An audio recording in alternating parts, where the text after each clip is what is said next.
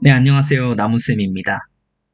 우리 몸, 그리고 식물 몸, 동물 몸에서 어떠한 역할을 한, 어떠한 역할을 한다는 것은 바로 기관이 있어서 그래요, 기관. 이 기관마다 각자 역할이 달라서 각자 맡은 바 역할을 충실히 함으로 있어서 우리가 생존해 있을 수 있는 건데, 이 기관을 이루는 가장 기본적인 단위가 이 단백질, 그리고 질소라는 거예요. 그래서 우리가 이 단백질과 질소에 대해서 한번 알아보겠습니다. 단백질과 질소가 있어야만 생존해낼 수 있으니까요. 자, 단백질이란 무엇인가? 단백질은 다양한 기관, 제가 아까 말씀드렸죠? 어떤 역할을 하는 기관이나 효소, 효소는 어떤 화학적인 반응을 일으킬 때 무조건 필요한 게 이 효소예요. 효소가 있어야 되고요.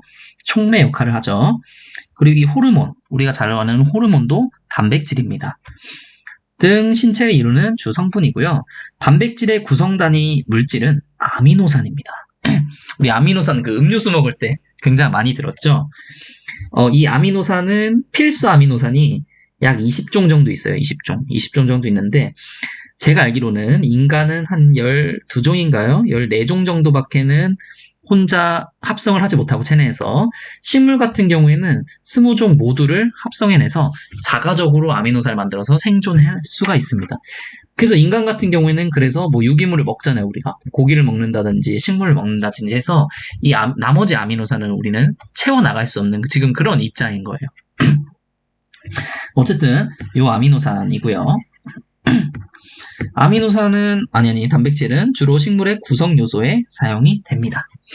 자, 이렇게 보시면 되시고 내려가 보시면은 자, 지금 몇 페이지죠? 일단 47페이지입니다. 47페이지. 자, 아미노산에 대해서 한번 보겠습니다. 아미노산이 어떻게 생겼냐? 알칼리성을 띤 아미노기, 그리고 산성을 띤 카르복실기가 같은 탄소에 부착되어 있는 유기물이라고 합니다. 그래서 요거를 제가 한번 그려볼게요. 왜냐면 중요하니까.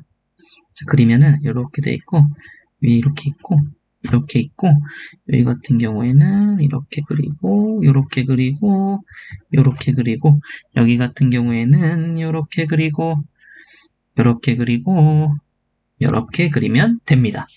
자, 여기서 중요한 게 뭐냐? 이 알칼리성을 띤 아미노기가 있다고 했어요. 이게 바로 아미노기입니다. NH2 이게 아미노기고요. 그리고 카르복실기, 이거는 좀 많이 보신 분들이 있으세요. 카르복실기 이런 식으로 생겼어요. 네, 이런 식으로 생겼고 제가 죄송한데 하나만 더 그려볼게요. 이 똑같은 녀석을 하나만 다시 그려볼게요.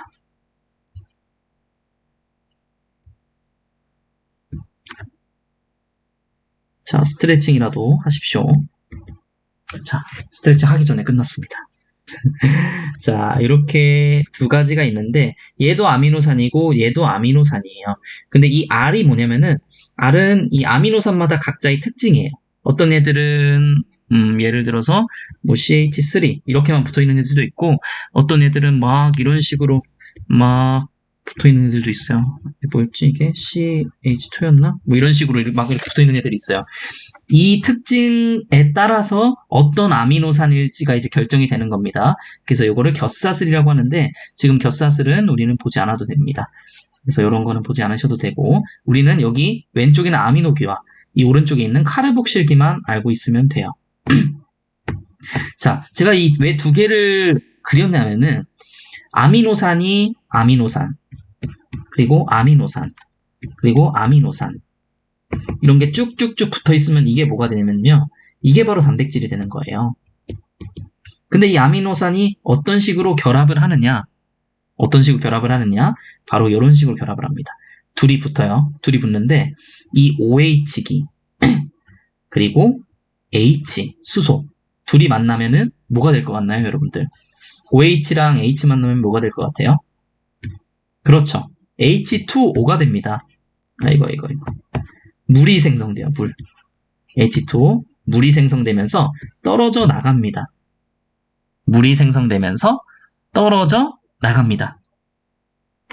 이렇게 결합이 돼요. 이걸 무슨 결합이라고 하면은 펩타이드 결합이라고 합니다. 펩타이드 결합. 우리는 여기까지만 알고 있으면 돼요. 정확히 여기까지만 알고 있으면 됩니다. 나중에 이 C랑 여기 N이랑 이렇게 붙거든요. 네, 그렇게 펩타이드 결합이 된다. 이렇게만 알고 있으면 됩니다. 물을 방출하는 이 펩타이드 결합을 통해서, 아미노산의 펩타이드 결합을 통해서 단백질이 형성이 된다. 그 얘기가 여기 나와 있어요. 단백질에 대한 설명. 여러 개의 아미노산이 이 펩타이드 결합을 하고 있는 화합물이 단백질인 겁니다. 여러분들. 그래서 이렇게 단백질이 만들어지고, 두 번째, 세포막의 선택적 흡수 기능의 기여. 보면은 신체 이렇게 세포가 있다고 봐요. 세포벽이 있고 이게 세포막이라고 봅시다. 세포막. 세포막에 보시면은 세포막은 바깥쪽에는 친수성 물질, 그리고 안쪽에는 이런 식으로 되어 있어요. 이 주황색 머리가 친수성 물질, 그리고 이 가운데 이 짝대기가 소수성 물질입니다. 친수성은 물이랑 친하다는 거, 소수성은 물이랑 안 친하다는 거. 이런 애들이 이렇게 다 붙어 있어요. 이렇게 다 붙어 있어요. 친한 애들도 왔다가 이 소수성 때문에 가고, 소수성 애들은 왔다가 이 친수성 머리 때문에 가고, 결국 아무도 못 들어오게 돼 있어요. 여기에는 이 세포막에 아무도 못 들어오게 돼 있습니다. 근데 누구만 들어갈 수 있게 돼 있냐면은 이게 특정 이온, 특정 영양분에 이렇게 통로가 있어요. 통로, 채널 이런 애들이 있거든요. 그래서 그런 애들만 이렇게 뭐 들어가고 하는 거예요. 이렇게 들어가기도 하고 그런 애들만 또 이렇게 나가기도 하고, 이 네모가 뭐냐면은 그게 단백질입니다. 단백질.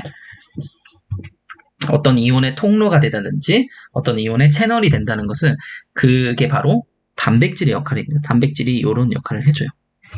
그래서 선택적 흡수 기능 이런 거 말하는 거고요. 그리고 엽록체에서는 엽록소와 카로티노이드가 단백질에 부착되어 있어 효율적으로 광에너지가 모읍니다. 마찬가지로 이게 세포막이 아니라 엽록체에서는 이런 애들이 이제 단백질에 부착되어 있는 거예요.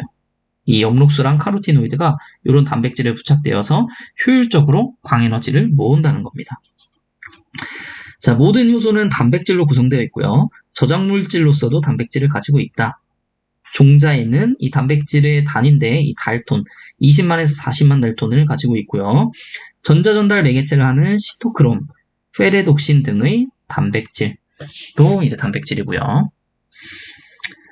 자, 주로 이 질소가 기본적으로 이루는 게 이 아미노산과 단백질인데 또 뭐가 있을까요?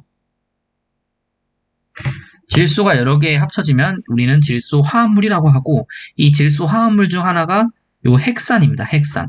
핵산은 우리가 잘 알고 있는 핵입니다. 핵 안에는 뭐가 있었죠? 그쵸. RNA와 DNA가 있었어요. RNA와 DNA는 우리를 이루고 있는 지도죠. 지도. 네. 우리가 어떻게 형성될지 여기에 다 적혀 있어요. 이 지도에. 이 지도 따라서 우리는 형성된 겁니다. 쌍꺼풀이 있는 지도면 쌍꺼풀이 있는 사람이 되는 거고, 쌍꺼풀이 없는 사람이면은 쌍꺼풀이 없는 지도면 쌍꺼풀이 없는 사람이 되는 거고요. 이 지도를 가지고 있는 게 이 핵산입니다. 핵산은 어떻게 구성되어 있냐면은 이 염기라는 녀석 있고, 이거는 뭐 염기라고 그냥 알고 계셔도 됩니다. 그리고 오탄당. 예를 들어서 이 RNA의 풀네임은 리보핵산입니다. 리보핵산의 이 리보라는 말이 리보스라고 있어요. 리보스. 걔가 오탄당이거든요. 네, 오탄당이고, 이 DNA 같은 경우에는 디옥시리보핵산이에요. 이 리보핵산에서 산소가 하나 빠진 거예요. 디옥시. 산소가 하나 빠지면은 이 DNA가 됩니다. 그래서 어쨌든 이 기본 구성 요소 중에 하나가 이 5탄당으로 되어 있고요. 시험에서 혹시나 이게 막 6탄당 이렇게 나오진 않겠죠? 그렇게 내시면은 좀 너무한데. 네. 그리고 인상기가 붙어 있어요. 인상기. 네. P랑 O 이런 식으로 되어 있는 이런 인상기가 하나가 붙어 있다. 그래서 염기 5탄당 인상기로 되어 있다. 이렇게 되어 있는 게 DNA랑 RNA다. DNA랑 RNA를 다 이제 포함하는 말이 요 핵이다. 핵. 자, 핵산은 단백질 합성을 결정하는 물질로서 염색체 내에 각 생물의 독특한 단백질 합성에 필요한 정보를 DNA 형태로 가지고 있다가 필요할 때 필요한 만큼의 단백질을 합성할 수 있도록 조절합니다. 즉, 이렇게 지도를 쭉 가지고 있다가요. 네, 필요할 때마다 이렇게 하나씩 꺼내주는 거예요. 너 이렇게 해.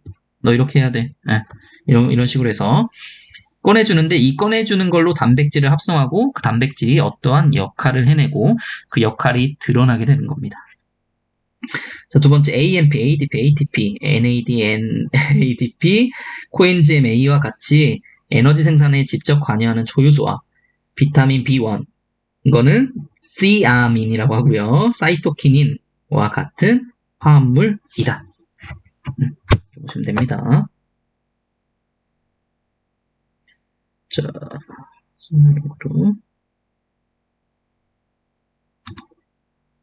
자, 48페이지입니다. 48페이지. 48페이지. 질소는 또 대사 중계 물질 그룹으로도 이제 활용될 수 있는데, 포르피린은 피롤이 4개 모여서 형성된다고 하는데, 이 포르피린을 가지고 있는 녀석들, 제가 전에 말씀 한번 드렸을 거예요. 이 광색소에 이 엽록소, 그리고 피토크롬, 레그 헤모글로빈이라는 녀석이 이 피롤이 4개 모여서 형성되는 포르피린이라는 것을 가지고 있습니다. 요거는 이렇게 그냥 외워두시면 됩니다. 이해하실 필요가 없어요. 네, 이해하실 필요가 없어요. 엽록소, 피토크롬, 레그 헤모글로빈은 이 피롤이 4개 모여서 형성되는 포르피린을 가지고 있다. 또한 아미노산 중 하나인 트립토판으로부터 만들어지는 천연옥신인 IAA도 질소를 가지고 있다. 자, 옥신인 이 IAA의 구성요소 중 하나가 이 트립토판입니다. 근데 트립토판은 아미노산이죠. 아미노산은 질소를 항상 함유하고 있기 때문에 결국 이 옥신도 질소를 함유하고 있다는 말이에요. 요거까지는 보죠. 단어풀이까지만. 자, 포르피린 말씀드렸는데 피롤 구조 4개가 연결된 화합물이고, 피롤은 방향족 유기화합물 중 하나입니다. 이 방향족이라는 말은 어디서 나왔냐면은 냄새 나는 거 있잖아요. 냄새. 향기를 유발하는. 네. 향기를 유발하는 성질을 가진 유기화합물 중 하나입니다. 피롤은요. 그래서 그렇죠. 방향족 화합물은 향기가 나는 특성이 있어 방향족 화합물이라고 이름이 붙여졌습니다. 그 다음 레그 헤모글로빈 여기 나왔었죠. 아까 포르피린 가지고 있는 화합물에 이 레그 헤모글로빈이 있다고 했었는데, 레그 헤모글로빈 같은 경우에는 식물이 질소 고정 시 질소 고정 박테리아에게 산소를 공급하는 기능을 수행합니다. 굉장히 중요한 역할이죠. 질소 고정할 때 박테리아한테 산소를 공급해주는 이 역할을 하는데, 질소 고정에 대해서 추후에 배울 텐데요. 질소 고정에서 가장 중요한 과정이 이 과정이에요. 박테리아한테 산소를 공급하는 이 과정이 가장 중요한데, 그것을 레그 헤모글로빈이라는 녀석이 한다는 겁니다. 자, 뿌리옥과 질소 고정 박테리아 사이의 공생관계에서 반드시 필요한 핵심 구성 요소고요. 아까 이 트립토판 말했었는데, 트립토판은 단백질을 구성하는 아미노산 중 하나고, 옥신은 트립토판으로부터 합성되는 아미노산 유도체입니다. 자, 오늘 여기까지 하고요. 다음 시간에 대사의 2차 산물 그룹 한번 봐보겠습니다. 오늘도 제 강의를 들어주셔서 정말 감사합니다.